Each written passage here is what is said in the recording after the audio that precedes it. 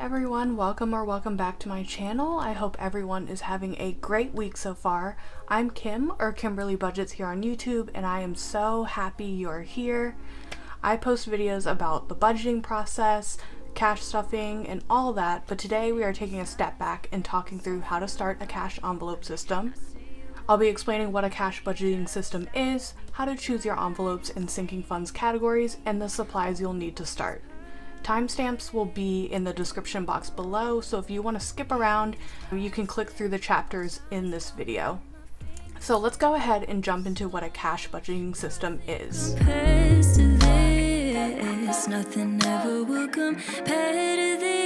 So there are four main categories of a cash budgeting system. We have bills, variable expenses or spending envelopes, sinking funds, or savings challenges. So not all of these are necessary if you're just starting out, but I'll dive into each of these. So bills are expenses that are necessary and you cannot change their costs. So examples are, say, rent, subscriptions, insurance, and all that. So there are two main ways you can include this in your cash envelope system. Some budgeters are a month ahead of their bills, which means their bills come out of their account, and then throughout the month they are saving up in their cash envelopes to replenish that amount for their bills for the next month. So I'm currently working to be 1 month ahead, so I don't currently do that, but there are a number of folks here on YouTube that do that method. Another way you can include bills is by splitting out big payments over two paychecks, which I have done in the past. An example is, say you get paid $800 per paycheck, which was my actual salary when I first got my first job. Rent in DC was $1,100 per month.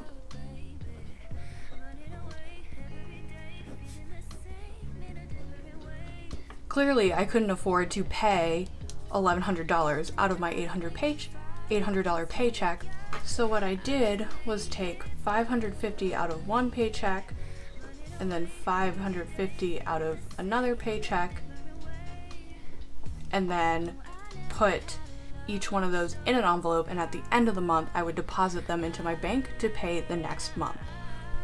Regardless of how you decide to do this, I would suggest the best way to start is to list out all your bills and subscriptions in something like this worksheet. This is a template by the Budget Mom, but you can also do this on a piece of paper. This is a great way to be able to identify the big bills that will need to be split up with different paychecks.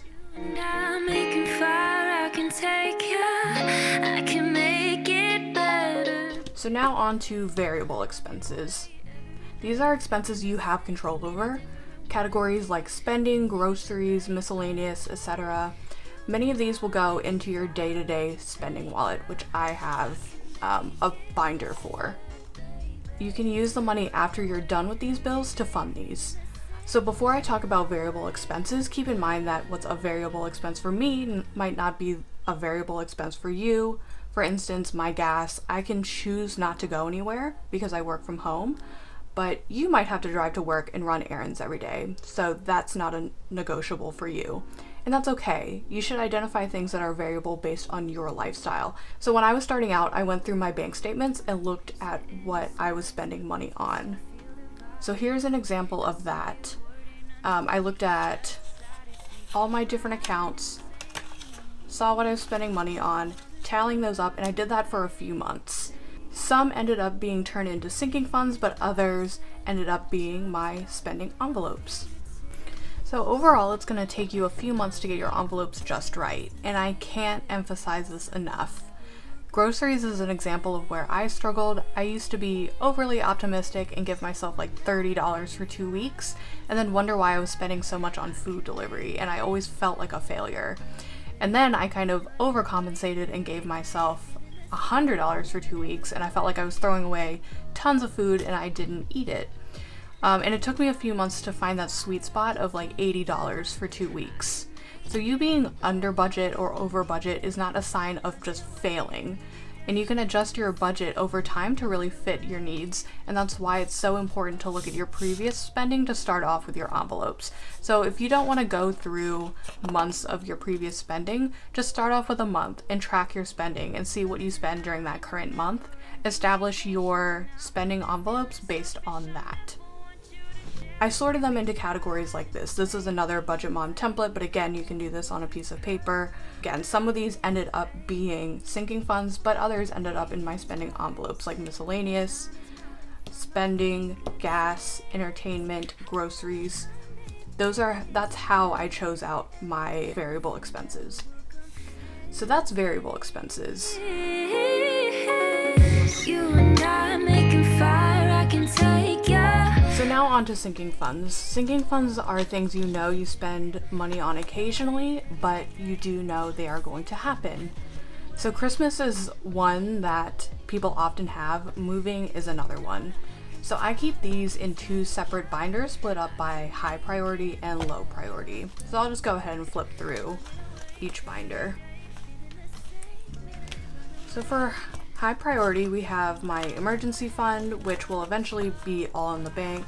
We have things like gifts, which I use for Christmas, Mother's Day, Father's Day, things like that. Invisalign. We have car maintenance, health, month ahead. All of those are my current priorities. In my low priority binder, we have things like birthdays, beauty, clothes, my budgeting channel, household, self-care, new phone, and personal.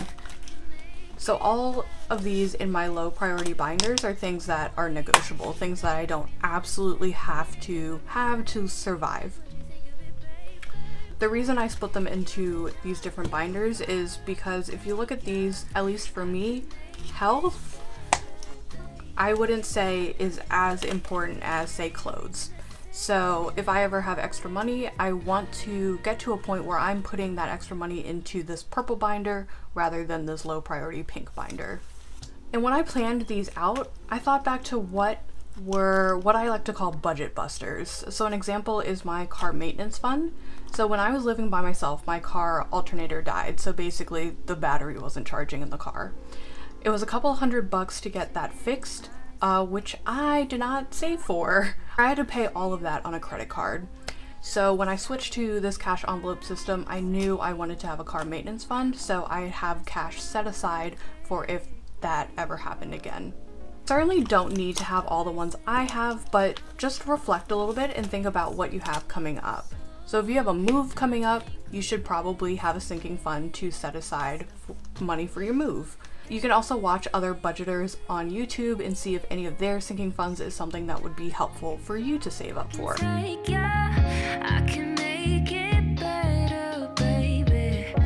So let's talk about savings challenges. Savings challenges are really great because I use them to pay for things I really don't want to pay. The 100 envelope challenge, the $1 and $5 challenges are famous ones, but I'm going to use savings challenges for my student loans. Here are two examples of that. Here I have 2 envelopes for my student loans. So what I've done, or 3 envelopes for my student loans. So what I've done is split each of them into 50 pigs, and I'm going to collect the amount of the loan over time. I made this little tracker on Canva. I have the loan total amount, which for this one is $2,378, split into 50 pigs is around $48 per pig. So every time I have $48, I'm going to throw that in this envelope and color off a pig.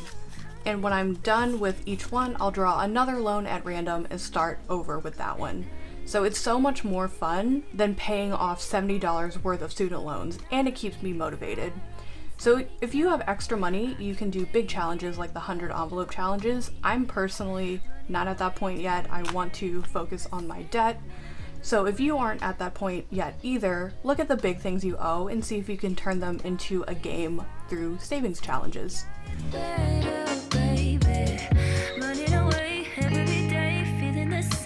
Now you have all your envelopes set up. Let's talk about how do you take your pay and put them into your envelopes.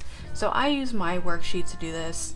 I set aside my income, set aside what I want to put into savings and investments, sort out my expenses and spending envelopes, then move on to sinking funds, and then savings challenges, and then others. I do it in this order just because of my priorities. I think it's important to pay yourself first, so I have savings first, then of course I have to pay my bills and set aside money for my envelope, so I do that next. Sinking funds is a little bit more negotiable, so I have that next to last. And then savings challenges, of course, is even less of a priority than sinking funds. And then other is if I have any money left over at all, where do I want to put that? So with sinking funds, keep in mind that not everything has to be stuffed every single paycheck. So that's why you can be a little bit more flexible with sinking funds. When I was first starting out though, I did not have these fancy budgeting sheets. I actually just use a piece of paper on a notebook, and I know it's hard to read, so I'll try and zoom in. So I set aside sections for all the bills, the expenses, and then I set aside what I needed for the first paycheck of the month, which at the time was $13.23. So I have rent, Target, Barclays, which is a credit card, PayPal, electricity, and internet. And then after that, I would move on to my variable expenses, which is work, train, spending, groceries, I forgot, which became my miscellaneous category, in Squarespace. If I were to go back, I would have my sinking funds categories because, like I said, at the time I wasn't thinking about sinking funds, but this is what worked for me at the time. And notice how it's not the most aesthetic thing ever, but it doesn't have to be because it worked for me when I needed it.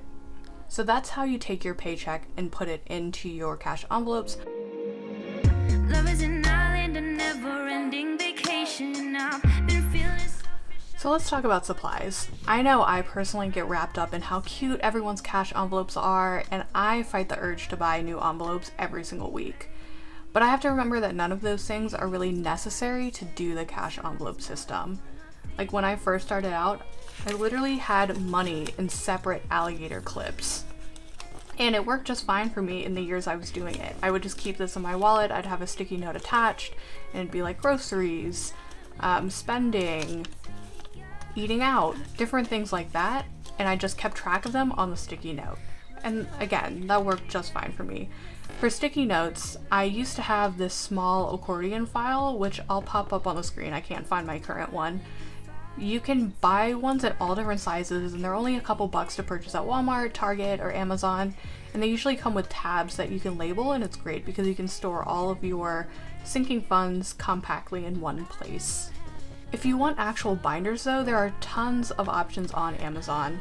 I bought all my envelopes that I use for $15, and I bought binders that even came with envelopes and trackers for around $11.